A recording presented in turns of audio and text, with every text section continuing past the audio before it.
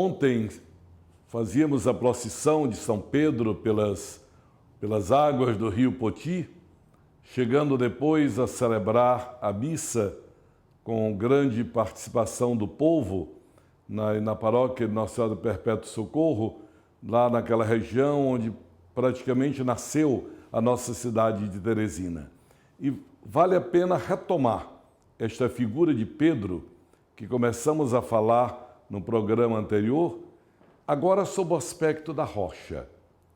Jesus faz a pergunta: quem dizem os homens que eu sou?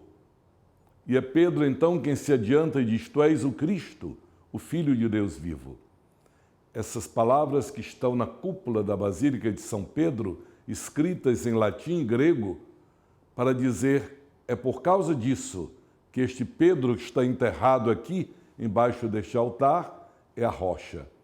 Quando Jesus ouve de Pedro: tu és o Cristo, Filho do Deus vivo, então ele diz: Simão, não foi a carne nem o sangue que te revelaram isso, mas meu Pai que está no céu. Jesus sentiu que Pedro não falava por si mesmo. Ele estava falando em nome de todos, mas falando a partir de uma fé pessoal. O reconhecimento de quem é Cristo. Pedro, que Jesus havia chamado de rocha,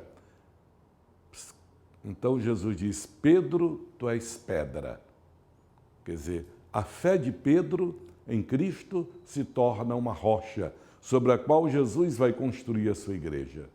Olhe que é Pedro que muitas vezes toma a iniciativa de falar, de se declarar para Jesus.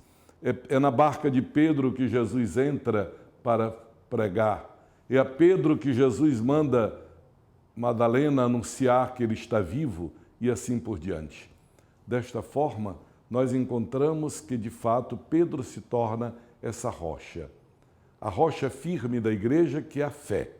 A fé de Pedro, não a fé, mas a fé de Pedro, se torna como uma semente fecunda, onde a igreja vai se articulando em torno da pregação dele, do seu testemunho, da sua liderança, que em nome de Cristo vai agora ajudar a humanidade a conhecer e amar a Jesus. Pedro, tu és pedra, e sobre esta pedra eu construirei a minha igreja. E a fé de Pedro e a igreja de Cristo estão intimamente ligadas. Por isso a nossa igreja católica vê em Pedro uma referência, vê o modelo do discípulo que, pecador e frágil, é aquele que ama o Mestre e nele crê. E por isso Jesus dá a Pedro as chaves. Eu te darei as chaves do reino dos céus. Tudo que tu ligares na terra será ligado no céu, e tudo que tu desligares na terra será desligado no céu. Para dizer, Jesus confia a Pedro agora a missão de fazer com que a sua igreja seja de fato aquela que vai abrir as portas para a humanidade, mas também o poder de Pedro de dispor da orientação desta igreja, governá-la em nome de Cristo, para que os homens e mulheres encontrem a salvação. Pedro, tu és pedra, e sobre esta pedra construirei a minha igreja. É este Pedro, frágil na sua humanidade, forte em sua fé, quem Jesus confiou o governo da igreja. E nos dias de hoje é Francisco, sucessor de Pedro. 264 bispos passaram em Roma depois de Pedro, como sucessores do apóstolo. E como sucessores dele, continuam a ser para a Igreja de Cristo a referência de que onde está Pedro, aí está a igreja. A igreja onde Pedro professou a fé, a igreja onde Pedro semeou a fé.